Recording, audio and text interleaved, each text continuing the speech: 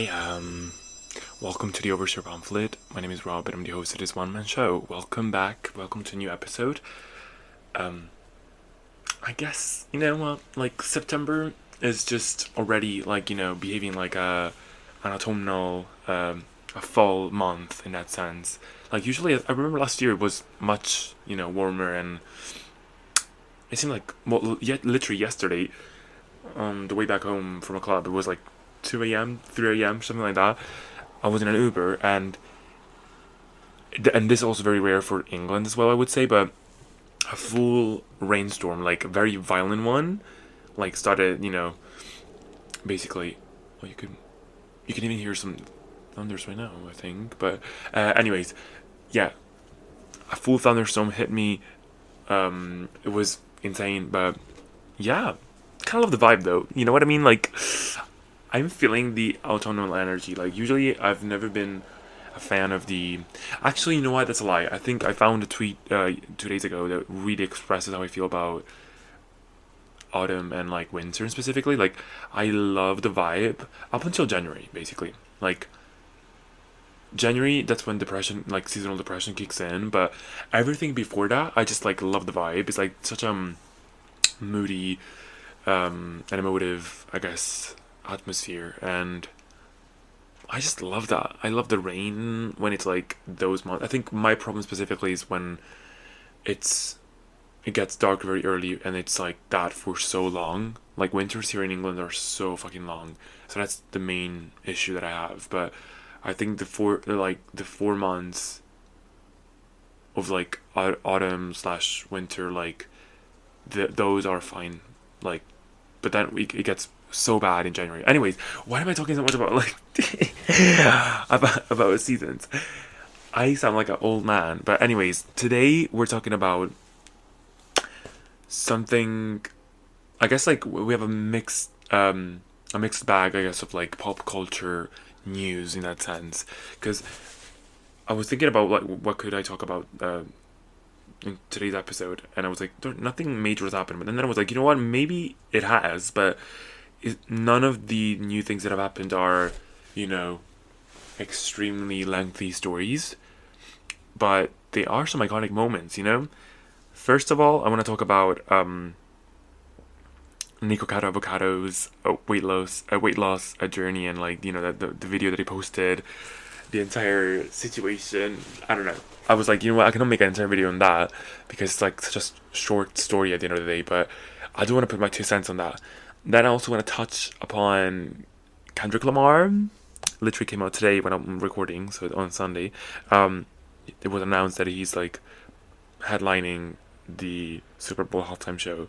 So like he's the main performer. So I am excited about that. I wanna, go into like my little, theories about who he should invite, who I think he should invite, who I think he will invite, and who I think he shouldn't or should maybe invite at the end of the day. But excited to see what's gonna happen, you know? And then I also want to talk about something very niche, I guess. I mean, it's not niche per se, like we're talking about Taylor Swift, but the niche part is I want to talk about the latest, very cunty candidates that came out of. Well, I guess part of it was one of the looks was specifically for the Kansas City match, Travis Kelce and all that stuff, but also there were other two other outfits of them going out together. So Travis and Taylor, and she was dressed in some very gorgeous, like cunty outfits. So I want to discuss a bit like her, you know. I think also the combination of the two of them, like the fits and everything. I just want to get into that because that is I have like it's a harmless, little topic, but I just have a ball whenever I discuss that. So yeah, but either way, let's get first into the songs of the week. As usual, you can find them on my playlist of the month. It's literally called The Overshare Pamphlet. You can find it on Spotify. Just search it up, The Overshare Pamphlet, songs of the week dash whatever month we're in. So now it's September. Now I want to start off by talking about Ravin Lene. Lene, I think that's how you pronounce her name. Her latest album, well, it came out on the 9th of August, but I just recently listened to it because everyone was like literally talking about it on the niche, like I guess Twitter Spaces and whatever. But Ravin Lene put out this album called Bird's Eye, and dare I say, it's probably one of the best albums of the year. Like, that and Clayro's album, I think, are some of the best projects of the year. I don't care. That, Clayro's album, and Biabadoobie's album as well, I think. But this one was such a nice surprise because I don't really know the artist super well. But I did have one actual single song saved before this album, which was what is it called? Venom. That's a completely different project from still by Ravin Lene, but this album is just wow, incredible, so versatile as well, but also cohesive in a way. A lot of guitars, a lot of different genres though. Like it has a bit of like a throwback sound to it, but she dips a bit into like R&B, a bit into like neo soul, a bit into reggae, I think, in one of the songs as well. Some of them, there's also a bit of like pop in there, some electric guitars here and now and then, or acoustic guitars. My favorite song overall is Genius. Like that's my favorite fucking song on the entire album. Like hands down. I mean every other song is just incredible as well, but this as the opener as well is just insane behavior. And I love it. I love it, I love it, I love it, I love it, I love it. Yeah. The vibe of the song is very poppy. It sounds. This is gonna sound like, I guess. Oh well, or maybe not. Or maybe it's not gonna sound like. Maybe it's gonna deter you guys from listening to it. But I don't fucking care. That's the first thing I thought when I heard this song. It gives Billie Jean by Michael Jackson. But it does. It does. It does. Listen to it and let me know. It does have the same vibe in my opinion. So, but it's just so good. Like the beat is incredible. It's a very short song to be fair. Like I think it's like 2 minutes or just below that, I think. Just so fucking good. I can't. I kind of want to listen to it right now again. It's just so good. Amazing beat, very jammy, very groovy. Like it's literally Billie Jean. Like it's the same kind of vibe in that sense. Lyrics, I haven't honestly looked at them to be fair, but it's just the feeling of the song is just getting to me, and whatever it is about, I don't fucking care. Like I mean, maybe the lyrics are gonna be great, but I just love her vocals so much as well. She has a very distinctive voice, a very interesting way of like singing. Borderline, she reminds me of how FK Twigs sings on Cellophane, the album. Kind of, not really, but kind of. I don't know why. I kind of thought of that, but yeah, I don't know. Just incredible. But listen to the song and listen to the entire project if you can. I might even put another one in there eventually in the playlist, but for now I'm gonna put Genius in that. Um, so yeah, like, just kudos to her. She killed that. Um, then, oh yeah, I want to talk about this one. Meow, which is the name of a group, a K-pop group, like, but it's spelled like me. Also, it's like what the fuck, MEO and then they put out this debut song called Meow as well, but it's like the normal way you would spell it, like MEOW. So, but this new group is from the Black Label, which is founded by Teddy Park, who was the main producer of Blackpink. Who knows when Blackpink is gonna come back? But yeah. So I think the Black Label, is still under YG Entertainment, but they're a sub label and they do their own thing.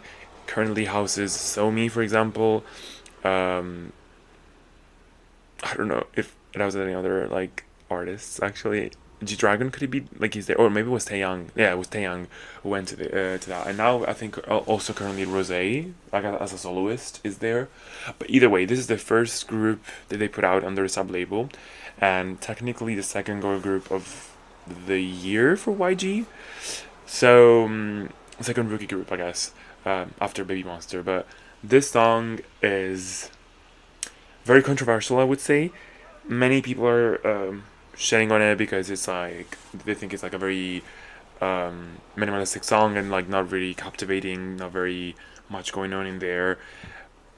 But I don't know, maybe because I'm a YG stan or whatever. I just love K hip hop as well. But this is so good. I do want to concede and say that it does sound like a B side track in a way, in some parts. It took me a long time to like get around the chorus. I do understand what like some people are saying that it's like it's too sparse in that sense. But I think the selling point for the song and for me coming back to the song and then therefore like enjoying it even more and like coming around in that sense, um, what well were multiple elements to be fair. One, I think the most important one was the melodical aspect of the both the verses and the pre-choruses. So good, so captivating, and I think also the delivery of the girls, like the voices, whatever. I do want to say also that some parts the delivery is like a bit iffy, like when I say like shake some, like they're not really bringing the attitude in those parts, but in every other part of the song, like the verses and the pre-choruses I was saying, they bring it. They're so good. Especially, I would say Gawon is my favorite one in terms of voice specifically. Gawon and Nareen. They're both my favorites in terms of voices. In terms of vibe, I love Suin, the main dancer. I think that's her name. Is that her name? But and even her voice, to be fair, I actually like her as well. But Gawon specifically has such a like interesting voice. It's kind of like husky and low tone, but she also uses a bit of a vibrato when she sings, which is like so unusual for K-pop because usually they like staccato notes in that sense. But her verses, both the rap part in the second verse, but also specifically the her part in the first verse when she goes into the full vocals and all that stuff. She is so fucking good, and Nareen as well. She has the attitude I think that I really like, and one of the lyrics that's still like in my head is actually probably like one of the first few lyrics, which is now you speak French talking about we, but we as in me and you, right? That's such a smart line. I don't know, like it's just cunty. I love that. Now you speak French talking about we. Like, what do you mean by that? Like, come on. That's so funny. I love that. Very campy, very cool. But also, I think the vibe is like immaculate. I love the video is very very cool. I like it. I like the color grading. There's a lot of grays in this video, which is very interesting for a K-pop video. But so good. The song eventually, like, I love hip hop anyways, so I just enjoy that so much. So yeah, like incredible stuff. So to all the haters, y'all don't understand shit. I think it's just a very specific vibe that I understand not many people might, gravitate towards, but I love it. And it gets addictive. That especially that yeah. That gets the more you listen to, the more you get hooked on it. So I am. Oh, and I also want to say the choreo, murder that. That was so good, so hip hoppy as well. I love it. I love seeing them dance. So good. Anyways, moving on. I want to talk about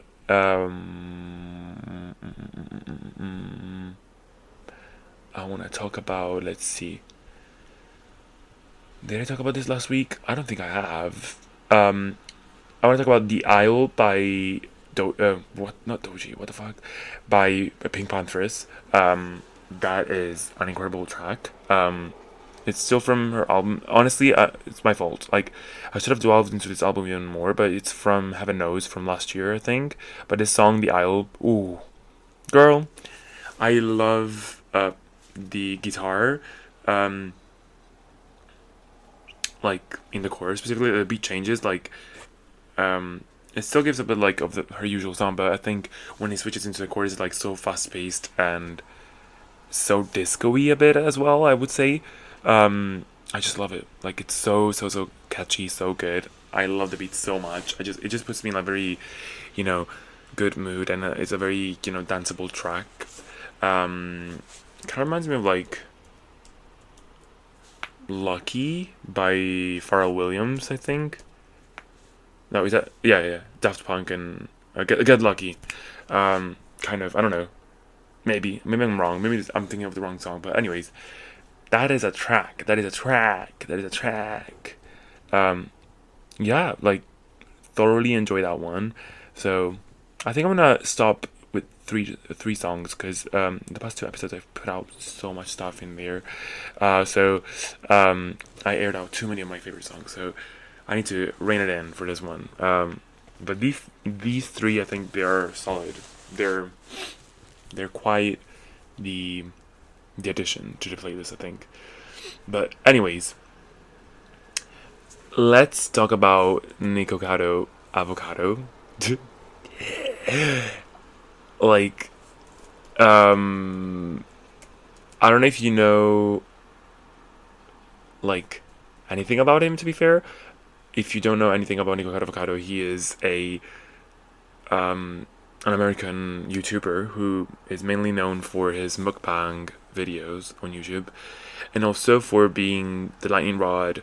Well, most of his videos are, I think, made specifically to create engagement in terms of bringing in haters and like hate towards oversized plus size what like plus size people, because he has a real problem with that, and like specifically all of his latest videos were like him going spiraling and like just gorging on food, but he, like, I don't know, he had mental breakdowns in all of his videos.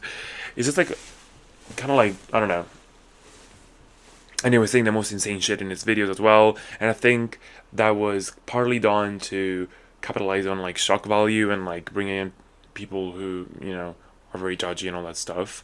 But little did we know that was like the intent behind these videos. It was even more thought out than we, you know, could have imagined in that sense. Because what happened basically, he came out 2 days ago, I think it was, or yesterday, something like that. He came out with a latest video where he's basically completely changed, like from one video to the other. He is like he lost so much weight. He is like unrecognizable almost, so thin. And he went into like what happened basically. Like he said that basically for the past 2 years, I think, he has been posting old video, not old videos, but previously recorded videos, and in the meantime, he was just simply going through his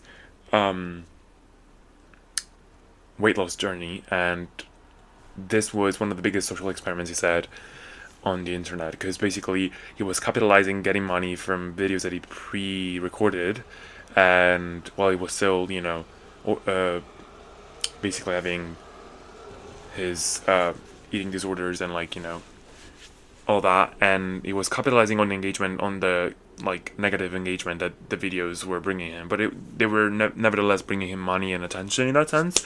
And so throughout this entire time, he was actually not doing anything in terms of recording videos or whatever, but he was, you know, on his weight loss journey. And yeah, like that's insane. Like imagine literally the video prior to that, which came out like a day before, was still him plus size, still eating and gorging on food and having the usual mental breakdowns and people calling him fat and all kind of words in the comments and all this stuff. And the video the day after he posts this video revealing his master plan for the past 2 years, that's like fucking insanity. Like, oh my god, kind of get, like, you gotta give it to him, like smart and unthinkable, to be fair. Like I would have never thought of that. Like that's insane.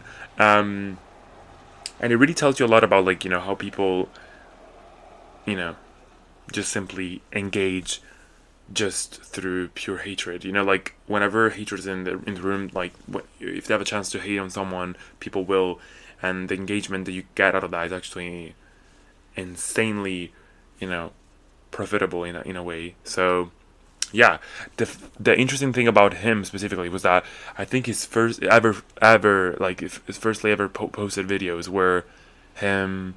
I think he was vegetarian or vegan or something. Like he was a very healthy, you know, individual in that sense, and he posted some videos of him eating as well.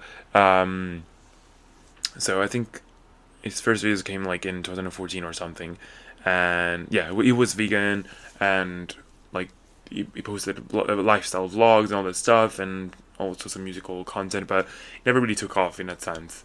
But then yeah, that's the real mukbang situation started like happening in 2016 when the genre itself became popular on YouTube, and yeah, in those videos he was still very much eating eating like healthily and like he had his pirates and all that stuff, and then you know shit ever since that started going down, and you know it was crazy. He had manic episodes in all of his episodes, even with his boyfriend sometimes. Calling like having fights on camera literally was insanity. So yeah, but this latest video called Two Steps Ahead really shocked the internet. I think he basically has lost how much, like I think 110 kilograms or something, like 100 kilograms within 2 years, like, and has been like giving us content that is 2 years old for the past 2 years. Like, can you fucking believe that? That's oh, I sent it to one of my friends and I was like, something is off. Like, I feel like there's an ominous energy in this new video that he posted as well. Like, I don't feel I feel played and I feel weird about it. I don't know. It just gave me the EBGBs. Like, honestly, I felt so scared. I don't know why, but that was mind-boggling. Honestly, like I was so shocked. Yeah. So very interesting. Also, like he was, and I mean that does not erase his very controversial past, I would say. Um, like you know, I don't know if you guys remember the other mukbanger Stephanie Sue, um, like of him taking photos of her without her consent and like text messages, like very threatening text messages and harassment and all that stuff. So yeah, like all these things that happened in the past, they're not erased. Like that, I mean, you can kind of understand like where somehow they also come from due to his like poor mental health and like physical health as well. But also that doesn't really erase what he did. Like, come on, you can be a player on whatever you want, but that does not excuse the very crazy things that you've done to other people. And yeah, just I just thought it was like insane. Like losing 100 pounds, 100 kilograms, and like this whole time people were still engaging. I personally was not engaged with any of his content, to be fair. I never did. I just know him because like he's a very memeable figure on the internet. Like everyone makes fun of him on TikTok as well, and I could always tell roughly there was something also kind of like acted out in a way, like it was made on purpose to be like hated on in that sense. But I never thought it was like going to this extent. Like, what the fuck? Like, I am shocked, flabbergasted, to say the least. He got us all. He got us all culpable of that. We all got played, but yeah. So kudos to him, I guess, for playing us around, and great social experiment for real. Like that really tells you a lot, you know. We got played like fools. Well, not we. Who's we, bitch? Well, I'm not speaking French here. You know what I mean? Who's we? Because I did not engage with any of his content. To be fair, I mean, just the YouTube videos. I never went on I never watched any of his videos. I think I just saw clips of him every now and then. I knew who he was, because how could you not? Like, if you are on social media and are chronically online, you would know about Nikocado, Avocado. But anyways, moving the fuck on, I wanted to talk about the one and only Kendrick Lamar, just announced as the next headliner for the Super Bowl halftime show. That is massive, insane. It's one of the biggest surprises ever. I think. I mean, I was literally talking yesterday to my friend, like jokingly talking about like, oh, who do you think is gonna um, be announced this year for the new, Super Bowl performance. Um, and it is like literally we know that Kendrick Lamar is gonna be the uh, the next performer. So that's insane. Um, he already I think appeared as a guest in 2022 as a guest star the 2022 Super Bowl, and Rock Nation put him forward this year you know for a performance that's gonna be remembered forever. I think he's gonna be headlining, so incredible stuff. That is one of the biggest like performances in the U.S. So it's gonna bring so much attention to him, and it's just like a celebration. I think it's a stepstone in every like musical artist legacy, like any very popular artist's legacy. Like it's a great honor. Like Beyonce did it, Lady Gaga did it. Last year I think it was who was it? Last year, Usher. Usher. I think it was Usher. Um, So you had so many performers like Katy Perry did that as well. So Bruno Mars, it's like an incredible opportunity. Um, so in one of his statements, I think he also said like that rap music is like in his opinion still the most impactful genre to date, and he'll be there to remind the world why they got the right one. He said so, and they did. Like he's just insane. I think it really, you know, follows up also with his like huge success with his latest album, and this summer has been, you know, marked by the beef that he had with well, it still has maybe with Drake. Like the two tracks that the diss tracks they had against each other, like that and not like us. Um, so yeah, and I'm very pumped to see, of course, what he's gonna do with that. Like, if you know anything about Kendrick Lamar, he is a very also visual artist. He has incredible talent in that department as well, and so I'm very pumped to see what he's gonna do in terms of performance and props and everything else. Um, I of course expect him to perform his greatest hits like Humble, Money Trees. I don't know. I do want him to perform All the Stars, and I do want him to bring out SZA. Please, I want him to bring out SZA so bad. I hope he also performs. Well, see, that's the thing. Is he gonna perform? Is he gonna perform Not Like Us, like the diss track to Drake? Um, I personally think he shouldn't, unless, hear me out. Imagine if he brings out Drake, and they have a reconciliation moment at a Super Bowl, and they have like I don't know, Not Like Us and and Drake's track as well, like all in one performance, whatever. That would be fun. But if he doesn't, like, if there's not a moment like that, I don't think it's necessary to bring that song into the mix. Because also, it's about more than I feel I feel it's weird like bringing beef to like a Super Bowl halftime show. You know what I mean? I don't know. I think even though like the song is huge to be fair, so maybe a snippet, but I wouldn't really do a full performance on the song unless, as I said, like he wants to like really break the internet and bring out Drake. A moment that I would want to see, which is just wishful thinking because I don't know if it's like actually doable. And honestly, on second thought, maybe it's not the greatest idea, but I would love personally to see him bringing out Taylor Swift and do Bad Blood, the remix. Um, but I also am wary of the fact that if she were to come out, she might take the headlines and the spotlight away from him, which like who is supposed to be the main performer. So I'd be wary of that, but also it would be such an iconic situation because also Bad Blood is that bitch the song. It'd be so much fun. They have such a great you know tie the two of them. Like he re-recorded it with her for the album for 1999. The re-recording the Taylor's version.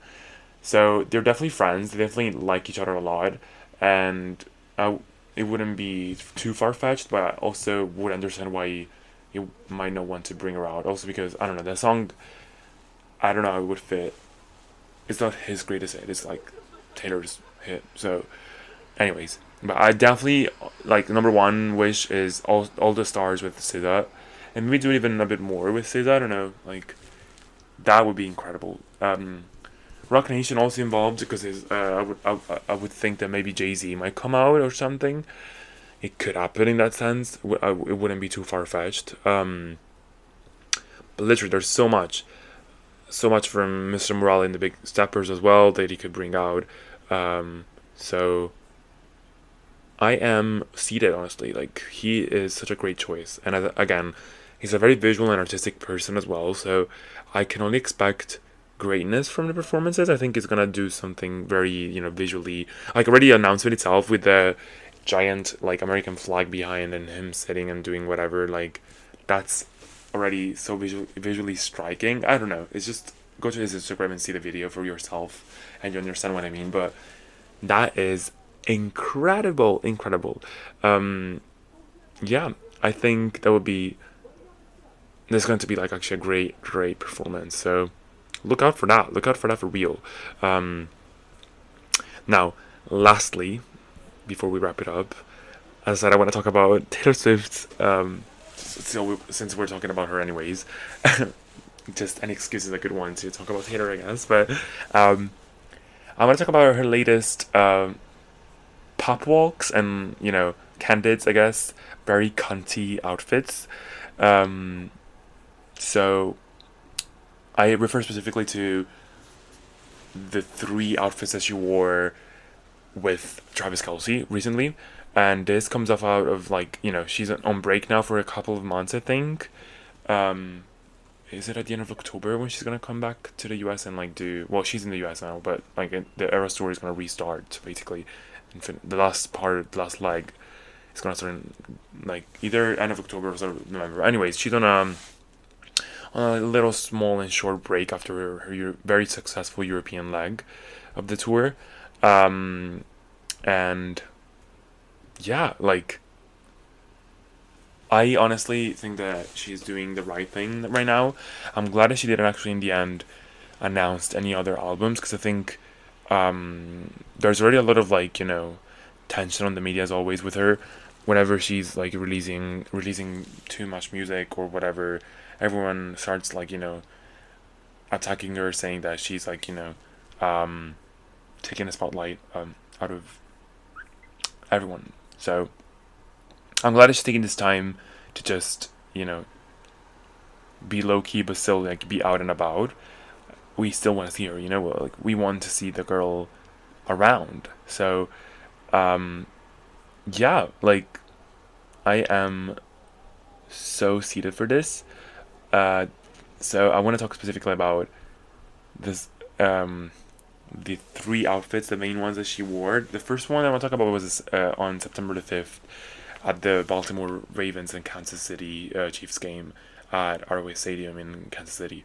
So of course she was supporting her boo, Travis Kelce, and we have photos of her in one of the cuntiest fits ever. So she has this lately she's been loving a little boot moment, like a knee-high boot. And she's wearing these glossy burgundy boots. I think they're burgundy. I think they're yeah, they're definitely burgundy. And then she's wearing those knee-high boots with a 2-piece set, a denim set. It's a top and a pair of shorts, basically, all in denim. So fucking good. She looks bomb. Boobs are showing, and it's just a great combo. I love a burgundy with a jean moment, a blue jean moment. It's just such a good color combo, and I think it in terms of fabrics and everything else, it actually works so well. I don't know, the denim with the glossy boot is just a cunty combo. I'm trying to zoom in. By the way, I'm looking at the photos on Taylor Pictures on that. That's the greatest archive you could ever find for any Taylor Swift photo. They've been reporting these things since the inception, basically. So of Taylor Swift. So her whole career is documented here. All the photos that have ever been taken of her are on this fucking website. So go there if you want either go back to, I don't know, the previous eras, go into the past and like, take a look at what she was wearing before, or if you want to keep up with the news, you know new things that she's wearing and all that stuff. But um yeah, so these are some of the best candidates, I think. Like, she's just looking very cunty, very very good. The only thing I don't like, I have to say, is the bag. It's just, I'm like, what is going on? Like, I don't get it. Like, what the hell? It's just a black bag. It looks like a little treasure chest. I don't know. It looks weird. I don't like it. That I would have left it at home. Or if she really wanted a mini bag, I would have done either another denim moment with the mini bag, or something burgundy to, like, tie in the boots a bit. But not black. Like, you're wearing red and blue, girl. What are you doing? The the bag is literally like not the vibe, and it's like black and gold as well. It's just not it. But whatever. But I do like the necklace that she's wearing. It's like a bit of a chunky one, but I like the main, stone at the center is like very very pretty. I think it's in gold. That's why I'm thinking like maybe she went for the golden like hues on the bag. But I don't care. Black is off limits unless you do like a full, you commit to the bit and you do like a. But even then, jean and black don't really go super well together, I think. So I would have left the black bag at home, girl. What the fuck are you doing with that? Not me going into like slander for just a fucking bag. But anyways, that's what I mean. Then there is another very interesting fit that she wore, and that is the she was leaving. She was leaving the a restaurant with Travis Kelce, and that look is just so fucking good. So whatever he's wearing, we don't care specifically, and like any guy that she goes out with, we don't really care. Like, we're looking at the girl most of it, and but I have to be honest, he kind of matched her here, I guess. He has this like very interesting.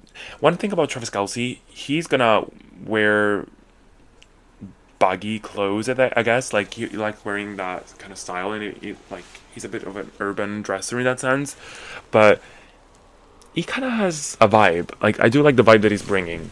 He has this like striped trousers, and they're like blue and black and white, and they're kind of cool. I have to be honest. I'm not really sure what's the brand, but he's wearing that and like a white tank on top of it, and he's showing his bling bling whatever, and very cool shoes. Like, overall, nothing to like write home about, but he's like he has a vibe. He has a vibe, I guess.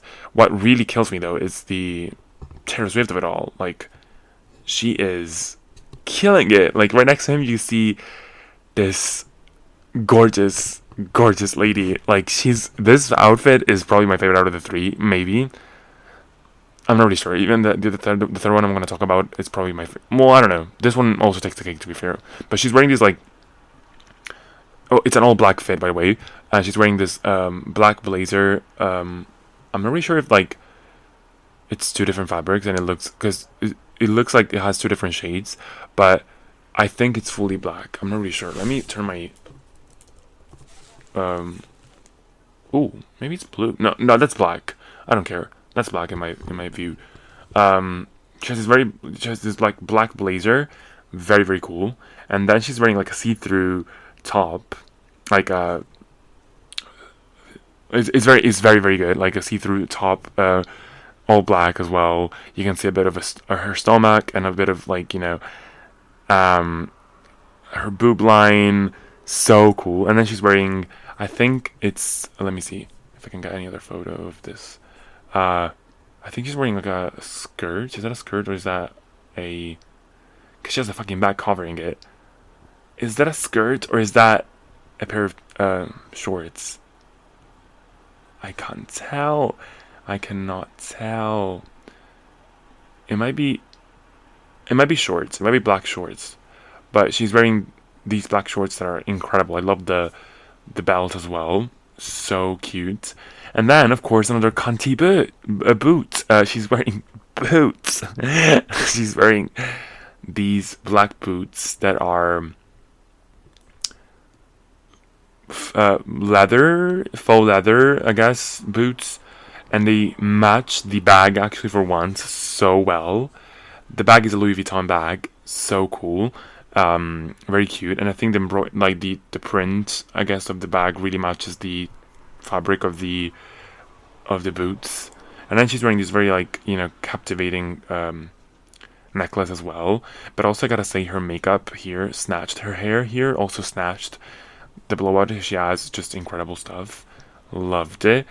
This is just a very nice, and of course she has her usual cat eye, and just she looked stunning. I cannot I'm obsessed. I'm just obsessed for real.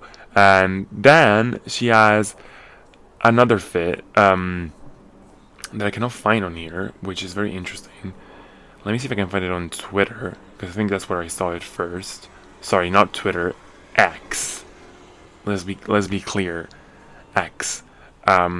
But she was wearing this flowy dress with some very nice heels and a light blue bag, and just incredible. I don't know. She looked like a princess, and she had. I think her hair was all wrapped up, and oh, there's another fit. What the fuck? Where are they? U.S. Open today. Oh, what the fuck? What is going on? They're going out. Oh, she's wearing another dress. So, oh my god, sorry. This is news to me as well. I didn't know about this. She's giving four looks at the same time. Anyways, let me first focus on the other one. My favorite one, personal favorite one.